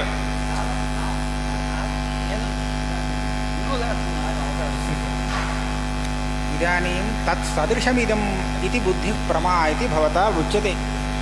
सर्वस्य क्षणिकत्वात् तदेवेदम् इति बुद्धिः न अभेदविषयिणी, किन्तु सादृश्यविषयिणी इति उच्यते।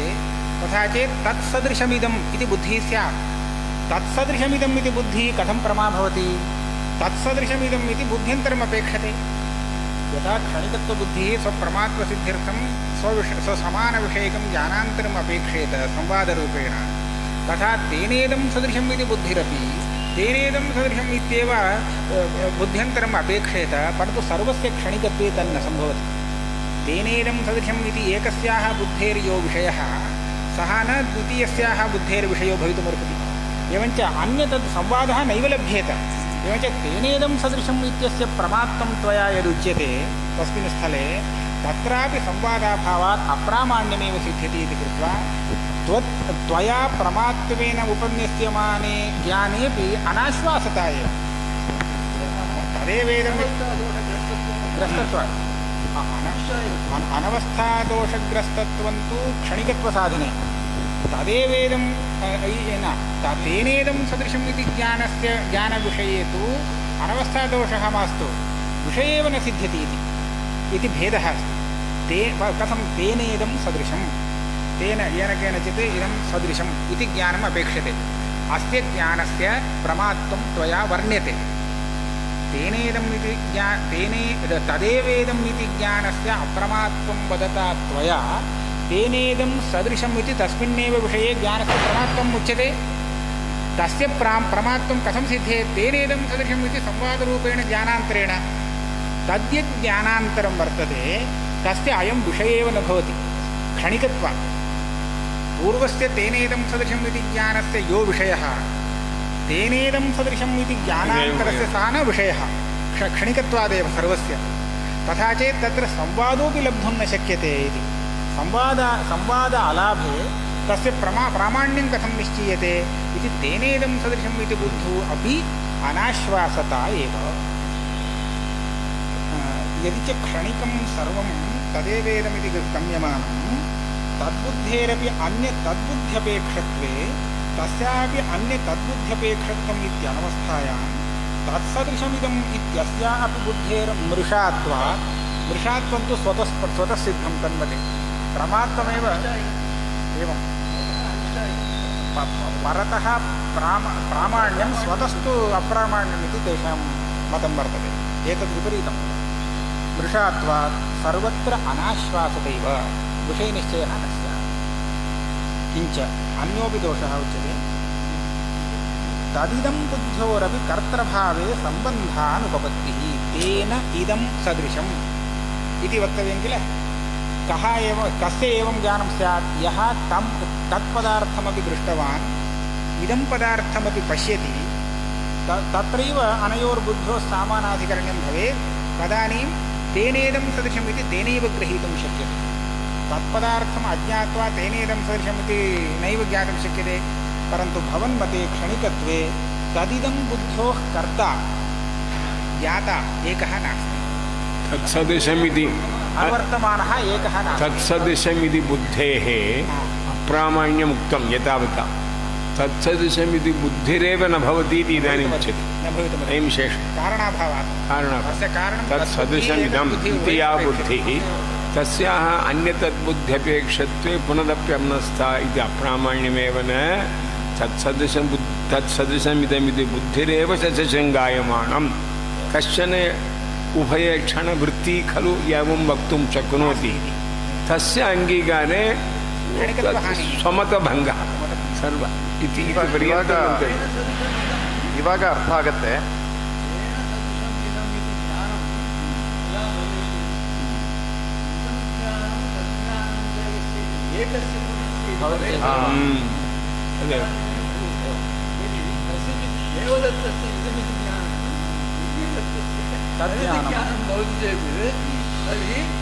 तेनेदं सदृशमिति न भवति संबंधो वाच्यः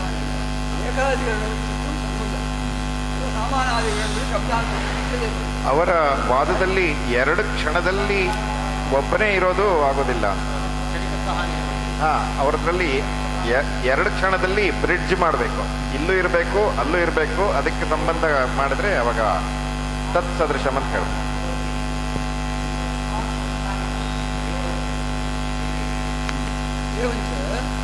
ಸಂಬಂಧಃ सामानादिगणस्य सम्बन्धः एकस्मिन् एवञ्च ऋणार्थं क्षणद्वयस्थायी एकः प्रमाता देवदत्तः अङ्गीकर्तव्यः तन्मते तादृश अङ्गीकारे मतस्य नाशः एव भवति सर्वं क्षणिकं भवति खलु तर्हि ज्ञातः यस्य एतत् ज्ञानं भवेत् तादृश एव अभावः अभावात् इदं तेन सदृशमिति ज्ञानं ज्ञानस्य ग्राहकः एव सम्बन्धः अत्र सामानाधिकरण्यम् एकस्मिन् प्रमातरि पूर्वं तद्बुद्धिः इदानीम् एतद्बुद्धिः इति बुद्ध्योः सम्बन्धः प्रमातारम् एकम् आदाय तस्मिन् द्वयोः तद् इदं बुद्ध्योः सम्बन्धः अपेक्षते तदा एव तेनेदं सदृशम् इति भवेत् सः एकः प्रमाता चेत् सिद्धान्तभङ्गः भविष्यति नाङ्गीकर्तुं शक्यते तर्हि तदभावे नैव भवितुमर्हति तेनेदं प्रमातुरपि क्षणिकत्वात् एवञ्च येन सदृशं ज्ञानमिति नैव सन्ति इदानीं किम् उच्यते सादृश्यात् तत्सम्बन्ध इति चेत् इदानीं प्रमाता एकः न सः प्रमाता इदं बुद्धौ प्रमाता अन्यः तद्बुद्धौ प्रमाता अन्यः परन्तु प्रमात्रोः अत्यन्तसादृश्यमस्ति एवञ्च सादृश्यादेव खलु तदेव स एव अयं प्रमाता इति व्यवहारो भविष्यति एवञ्च सादृश्यात् तदिदं बुद्ध्योः एकस्मिन् प्रमातरि इति न वक्तव्यं सदृशे प्रमातरि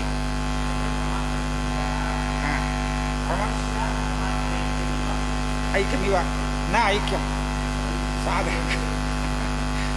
इत्युक्ते यत्र ऐक्यमुच्यते इत्युक्ते स एव प्रमातायम् इति तत्र सर्वत्रापि सादृश्यमनेन उच्यते एवञ्च सादृश्यात् द्वयोर्बुद्ध्योः तदिदं बुद्ध्योः सम्बन्धो जातः इति वक्तुं शक्यते सादृश्यात् तत्सम्बन्ध इति चेन्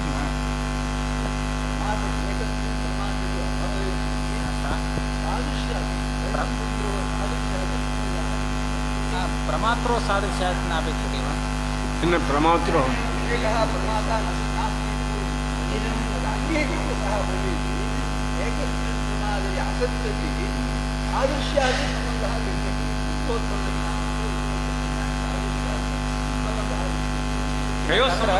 तत्र सादृश्यं नास्ति वस्तुगत्या कुतः इत्युक्ते तत् इति बुद्धेः इदम् इति बुद्धेश्च आकारवैलक्षण्यं वर्तते अतः प्रमातारं स्वीकृत्य तदिति बुद्धेः यः प्रमाता इदमिति बुद्धेः यः प्रमाता स च एक इति सादृश्यमस्ति अत्यन्तसादृश्यात् स एव पूर्वं दृष्टवान् तत्पदार्थं स एव इदानीम् एतत्पदार्थं पश्यति इति भ्रान्तिः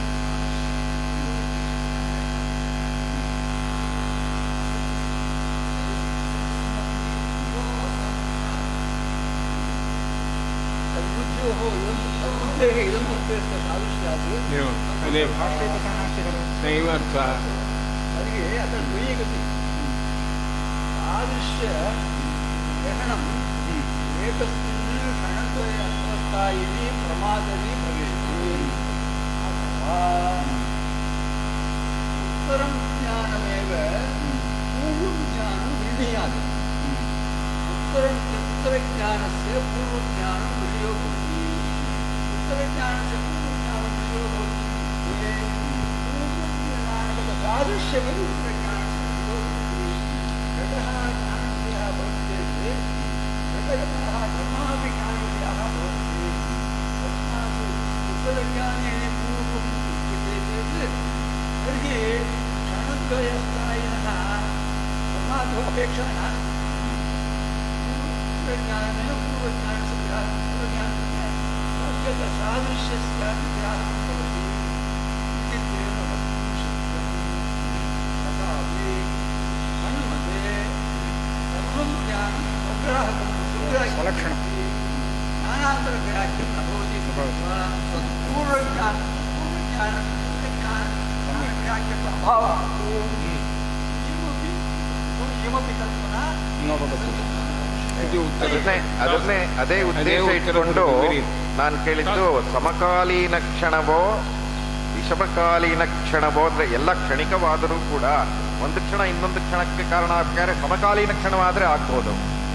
ಇನ್ನೊಂದು ವಿಷಯ ಏನು ಅಂದ್ರೆ ಈ ಆಚಾರ್ಯರು ಹೇಳಿದ ಹಾಗೆ ಪ್ರತ್ಯಭಿಜ್ಞಾ ಪ್ರತ್ಯಕ್ಷ ಸಾಧನೆ ಆಗದೇ ಇರೋದ್ರಿಂದ ಸಾಮಾನ್ಯ ವ್ಯವಹಾರವೂ ಆ ಮತದಲ್ಲಿ ಸಿದ್ಧಿಸೋದಕ್ಕೆ ಸಾಧ್ಯವಿಲ್ಲ. ಸಾಮಾನ್ಯ ಲೋಕ ವ್ಯವಹಾರವನ್ನು ಸಿದ್ಧಿಸೋದಕ್ಕೆ ಎಲ್ಲ ಪ್ರತ್ಯಕ್ಷದಲ್ಲೂ ಪ್ರತ್ಯಭಿಜ್ಞಾ ಬರುತ್ತೆ ಅಂತ ಆಚಾರ್ಯರು ಹೇಳಿದ್ರಿಂದ ಸಾಮಾನ್ಯ ವ್ಯವಹಾರವನ್ನೇ ನಾವು ವಿವರಣೆ ಮಾಡೋದಕ್ಕಾಗೋದಿಲ್ಲ ಕ್ಷಣಿಕವಾದದಲ್ಲಿ. ಭಾಷ್ಯ ಕೃತ್ಯ तदिदं बुद्ध्योः इतरेतरविषयत्व अनुभवते तदेव तदिदं बुद्ध्योः इतरेतरविषयत्व अनुभवते इत्युक्ते इतरबुद्धिः इतरबुद्धिग्राह्यत्वम् इतरबुद्धिः इतरबुद्धिविषयः भवति इत्युक्ते ग्राह्यत्वं तदेव चेत् आसक्तिः इतरेतरविषयत्वे इतरेतरविषयत्वं तन्मते न सिद्ध्यति परन्तु इतरेतरविषयत्वम् इत्युक्ते अन्येन ग्राह्यत्वम् अन्यग्राह्यत्वं तन्मते नास्ति स्वग्राह्यत्वमेव ज्ञानस्य दूषणं तु तदेव एवञ्च सादृश्यात् तत्सम्बन्धः इत्यत्र तु किञ्चित् वैलक्षण्यम् अपेक्षते यथा कर्तृभावे सम्बन्धानुपपत्तेः इति उक्तम् द्वयोर्बुद्ध्योः कर्तृभावे सम्बन्धानुपपत्तिः इदानीं कर्तारं कर्तुरभावेपि सादृश्यं पुरस्कृत्य सम्बन्धः उपपद्यते इति तेन शङ्कनीयं तदानीं समाधानमुच्यते द्वयोर्बुद्ध्योः परस्परविषयकत्वं नास्ति इति कृत्वा तत्र तेनेदं सदृशमिति आकारः न निष्पद्यते इति तु फलम् अग्रे उच्यते परन्तु सादृश्यात् तत्सम्बन्ध इत्यस्य किञ्चित् विवरणमपेक्षते सादृश्यात् तत्सम् मणिशास्त्रिणः तत्सम्बन्धः इत्युक्तौ तयोर्बुद्ध्योः सम्बन्धः कर्तृद्वारको न शास्त्रिवर्यैः यथा उच्यते तयोः बुद्धोः सम्बन्धः कर्तृद्वारको न यथा शास्त्रिवर्यैरुक्तं सादृश्यात् सम्बन्धः तदनन्तरं वाक्येनापि अयमेव निर्णयो भवति इतरेतरविषयत्वं तु न अङ्गीक्रियते स्वग्राह्यत्वम् इतरेतरविषयत्वं यदा न स्यात् तदानीं सादृश्यग्रहणं सम्बन्धादेपि नोपपद्यते सादृश्यात् सम्बन्धः इत्युक्तौ तदिदं बुद्ध्योरितरेतरविषयत्वानुपपत्तेः तया बुद्ध्या यद्गृहीतम् अनया बुद्ध्या यद्गृहीतं तयोः इतरेतरविषयत्वे सति सादृश्यं भवति इतरेतरविषयत्वं तु नाङ्गीकृतम् इति कर्तुः निराकरण अनन्तरमेव द्वितीया पङ्क्तिर्भवति इति तु स्वारस्यं परन्तु तत्र पङ्क्तिः शास्त्रिभिः आशङ्क्यते तत्शब्देन अत्र कर्ता धर्तुं शक्यते न वा इति सम्बन्धत्वम्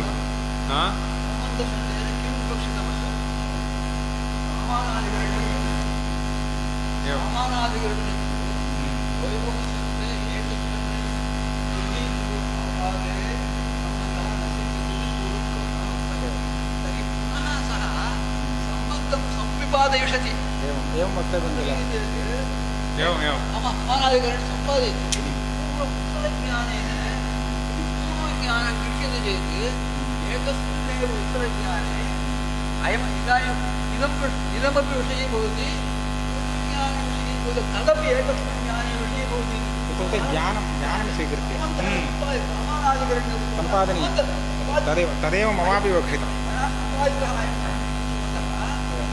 प्रामाणिकः भवेत् यदि तन्मते ज्ञानस्य ज्ञानान्तरविषयत्वं स्यात् एवं तन्मते ज्ञानस्य ज्ञानान्तरविषयत्वम् अभावात् इदं वै व्यर्थम् एवं सामानादिकरणे सम्पादयतु व्यर्थमेव एवमेवम् अभिप्रायः असति च इतरेतरविषयत्वे सादृश्यग्रहणानुपपत्तिः स्पष्टं निगमनवाक्यम् निगमनवाक्यम् इदानीं तदुपरि शङ्का असत्येव सादृश्यबुद्धिरपि असद्विषयिणी एव इति असत्येव सादृश्ये तद्बुद्धिः इति चेत् सादृश्यमस्ति तर्हि यदि सादृश्यबुद्धिः सादृश्यं न विषयीकरोति तर्हि तद्बुद्धिः तं न विषयीकरोति इदं बुद्धिः इदं न विषयीकरोति सर्वस्यापि बुद्धेः अप्रामाण्यमेव स्यात् तदिदं बुद्ध्योरपि सादृश्यबुद्धिवत् असद्विषयत्वप्रसङ्गात् असत्येव सादृश्ये सादृश्यबुद्धिः असत्सादृश्यविषयिणी इति वक्तव्यं तर्हि तदिदं बुद्ध्योरपि असद्विषयकत्वमेव स्यात् प्रसङ्गात् इति अग्रे अस्तित्ववादिनम् अग्नं प्रति तदा सः कथयति असद्विषयत्वं सर्वबुद्धीनाम् अस्तु ज्ञानातिरिक्तविषयविज्ञानवादी ज्ञानातिरिक्तविषयकत्वं नास्ति इति खलु भवता आनीतम् इष्टमेव एतत् इति चेन्न ಬುದ್ಧಿಬುದ್ಧೇರಪಿ ಅಸದ್ವಿಷಯತ್ವಪ್ರಸಂಗಾತ್. ಸರ್ವಾ ಅಸದ್ವಿಷಯಿಣಿ ಬುದ್ಧಿರಿತ್ಯಪಿ ಅಸದ್ವಿಷಯಿಣಿ ನಾಸ್ತಿ ಇತ್ಯರ್ಥ. ಅರ್ಥಾರ್ಥ ಸರ್ವಾ ಅಸದ್ವಿಷಯಿಣಿ ಬುದ್ಧಿ ತದಪಿ ಸ್ವೀಕರ್तुं शक्यते. बुद्धिबुद्धेः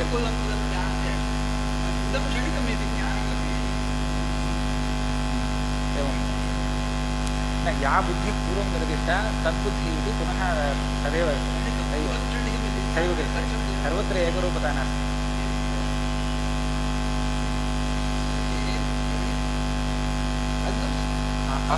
असद्विषयत्वमेव सर्वबुद्धीनाम् अस्तु इति चेन्न बुद्धिबुद्धेरपि असद्विषयत्वप्रसङ्गात्. बुद्धिबुद्धेः नाम सर्व असद्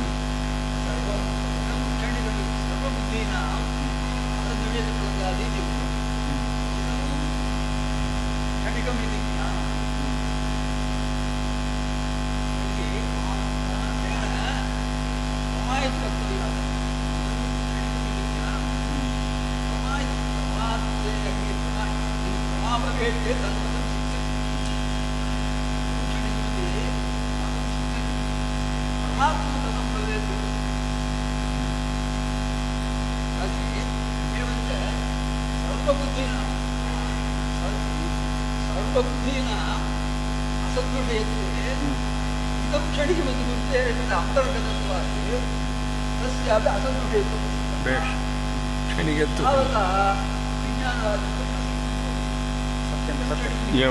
इदानीं ज्ञानं यद्वर्तते स्वविषयकमिति उच्यते. ज्ञानांशे सत्यत्वं तदतिरिक्तविषयांशे मिथ्यात्वम् इति तेन इष्टं विज्ञानवादिनः. ज्ञानस्य तु सत्यत्वम् अङ्गीकरोति. ज्ञानस्य स्वविषयकत्वं स्वीकृतं खलु. तर्हि स्वविषयकबुद्धिः इत्युक्ते स्वयं भवति. स्वविषयकबुद्धेरपि भवदीयनियमः यः अङ्गीकृतः सर्वस्याः अपि बुद्धेरपि असद्विषयकत्वमिति इयं बुद्धिरपि प्रविष्टा.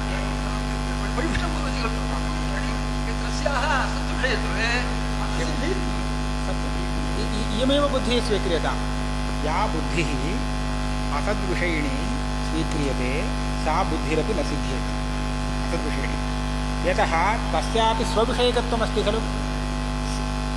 विषयः सर्वोऽपि असन् तर्हि स्वम् असत् इति जातम्. अस्यापि बुद्धेः असद्विषयकत्वं वक्तव्यं.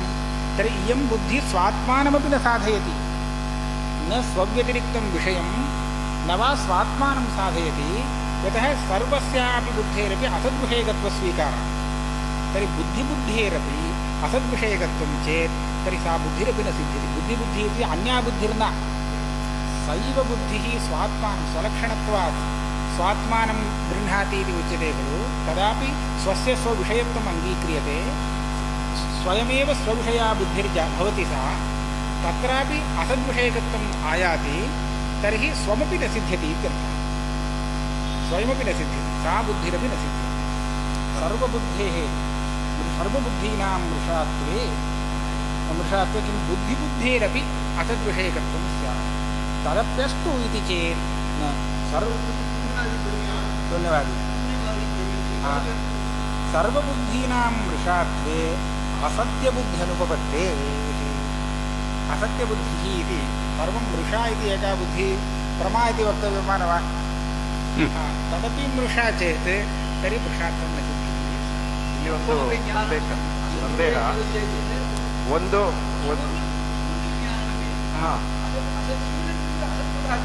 असदेव मृषात्वं वशीकरोति इति वाक्यं.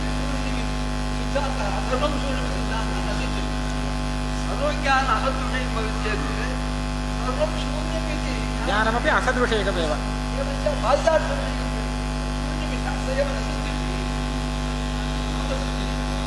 ಒಂದು ಕ್ಷಣ ಅಂತಂದ್ರೆ ಎಷ್ಟು ಪರಿಮಾಣ ಇದೆ ಅಂತ ಹೋಗ್ತಾರೆ. ಕ್ಷಣಕ್ಕೆ ಪರಿಮಾಣ ಅಂತ ಒಂದು ಕ್ಷಣ ಅವ್ರು ಹೇಳಿದ ಹಾಗೆ ಒಂದು ಕ್ಷಣ ಅಂದ್ರೆ ವರ್ತಮಾನ ಕಾಲ ಅಂದ್ರೆ ಎಷ್ಟು, ಒಂದು ಕ್ಷಣ ಅಂದ್ರೆ ಏನು, ಎಷ್ಟು ಪರಿಮಾಣ ಅಂತ. ಅದಕ್ಕೆ ಜಾಸ್ತಿ ದೊಡ್ಡ ಪರಿಮಾಣ ಆದ್ರೆ ನಾವು ಸಿದ್ಧಿಸ್ತೀವಿ. ಘಟಿತ್ ಥರ ಬಂದರೆ ಸಿದ್ಧಿಸೋಲ್ಲ. ಸಮಕಾಲೀನ ಅನ್ನೋ ಪ್ರಶ್ನೆಗೆ ಪಕ್ಷಕೃಷ ಅದು ಪ್ರಶ್ನೆ ಇದೆ. ಒಂದು ಕ್ಷಣ ಅಂದರೆ ಎಷ್ಟು ದೊಡ್ಡದು? ಜ್ಯೋತಿಷಗ್ರಂಥರೀತ್ಯ निमेषः क्षणम् उच्यते. निमेषः अयं कालः क्षणः इति स्थूलकालः. निमेषम् इत्यर्थे नेत्रस्य क्षणः निमेषः स च कालः निमेषः इति उच्यते, क्षणकालः इति. तस्यापि द्विसहस्रभागे एको भागः लवः तस्यापि भागः लवन्ते. तस्यापि विभजनं यत् क्रियते स्वबुद्ध्या कर्तुं न शक्यते. तत्र देवा एव जानन्ति. ग्रहाणां इतिलवकालादिषु ग्रहाणां सारः तथा भवति. तादृशस्य सूक्ष्मकालस्य जनानां अगोचरत्वात् तत्र मुहूर्तकालः इति स्थूलकालः, तन्मध्यकालेन मुहूर्तकालः अस्माभिः शुभकार्यनिर्वहणार्थं निवर्तनार्थम् अस्माभिः स्वीक्रियते इति युगतसमये क्षणः किं परिमाणः? क्षणकाले एव द्विसहस्रभागः वर्तते. क्षणकालस्य द्विसहस्रभागस्य यो अंशः सः 1 millionth युगतसमये क्षणिकवादे तावद्दूरं सः गत्वा स्वपदं स्थापयति वा इति न. ज्योतिषग्रन्थेषु इदानीं क्षणत्वेन यः स्थूलकालः अस्माभिः अनुभूयते दृश्यते, तस्यापि तत्र आन्तरिको भागः वर्तते. परिमाणव्यवहारो अपि न सिद्ध्यति. एकक्षणिकवादे परिमाणप्रश्नोऽपि न उत्थाप्यते.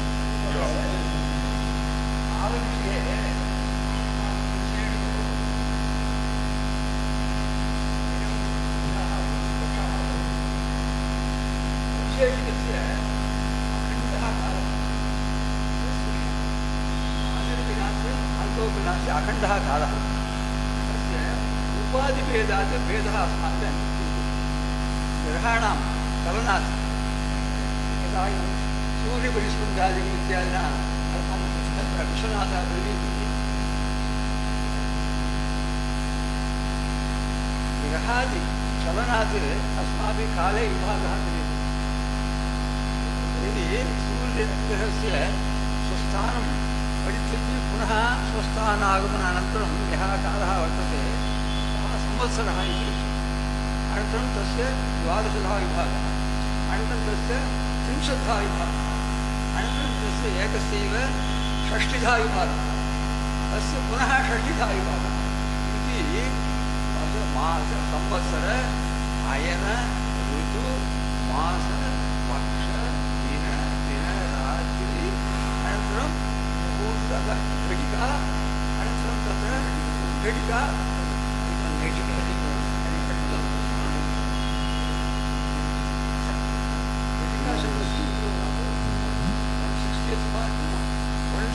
of the 1/60th part नाडी विनाडी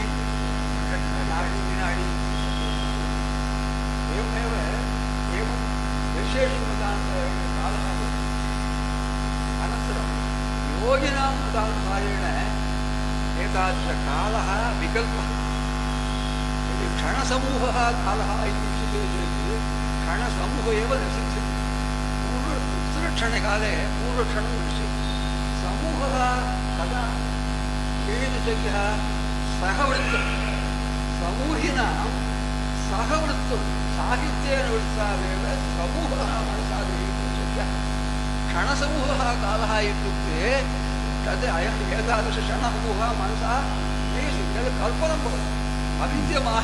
अविद्यमानानामपि कल्पनं भवति, विकल्पः इति उच्यते. योगिभिः मुहूर्तः दिनम् इत्यादि सर्वमपि विकल्पः इत्युक्ते.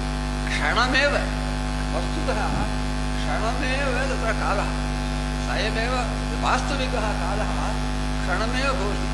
कोऽसौ क्षणम् इत्युक्ते ब्रुवन्ति. एकः परमाणुः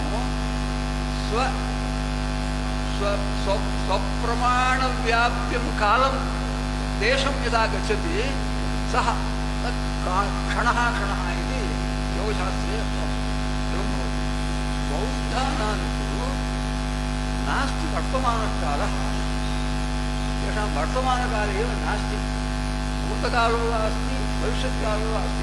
मैथमेटिक्स् टैप् इति किं भवेत् इदानीं पश्यति चेत् तर्हि अस्मिन् क्षणे यदि पूर्वस्मिन् क्षणे कस्यचित् गतिं दृष्ट्वा खलु अस्मिन् क्षणे सः गतवान् इति उच्यते। तस्मात् अस्मिन् क्षणे गतिः नास्ति। तस्मात् अनन्तरा गमनार्थं प्रयत्नं कुर्वन्तं प्रति गमिष्यति इति उच्यते खलु। तस्मात् कदा इदानीं प्रविशति। एवञ्च वर्तमानकाले एव नास्ति महाभाष्ये कालापरिमाणिना इत्यस्य सूत्रे कालविषये अनेके पक्षाः विचार्यते। न वर्तते चक्रविषु न बाध्यते नश्यन्ते शैलसागराय। न वर्तते चक्रं न वर्तते न आवर्तते, इषुः न बाध्यते, इषुः नश्यन्ते शैलसागराय। नद्यः अपि सागरं प्रति न गच्छन्ति। नास्ति वर्तमानकालः इत्यादिना कालविषये तत्र अनेके पक्षाः निरूपिताः। पाश्चात्य भारतीयदर्शनेषु नस्यन्दन्ते सरितस्सागरं प्रति इति कथं? नस्यन्दन्ते सरितस्सागरं प्रति इति कथं? दीनाक्स् पैराडाक्स् इति उच्यते खलु तत्र। जीरोस् पैराडाक्स् तत्र नहि नहि तथा नास्ति। वस्तुतः तत्र कश्चन माम् अपृच्छत् पैराडाक्स् इति शब्दस्य संस्कृते अनुवादः कः इति। किञ्चित् आलोच्य अनन्तरं मया उक्तं विरोधाभासः इति। वस्तुतः पैराडाक्स् इत्येव न सिद्ध्यति, विरोधाभास एव। नहि दुष्परिहरः तथा तथा नास्ति, विरोधाभासे एव पर्यवस्यन्ति ते सर्वेपि। सरितः सागरं प्रति गच्छन्ति इति अनुभवसिद्धो विषयः। एकया दृष्ट्या तथा उत्पादयति तस्य मनसि भवति दुष्परिहरः अयं विरोधः इति। अनन्तरं सल्यूशन् अनन्तरं भविष्यति। तदेव तद्दृष्ट्या दुष्परिहरः। अपराह्णे कुर्मः।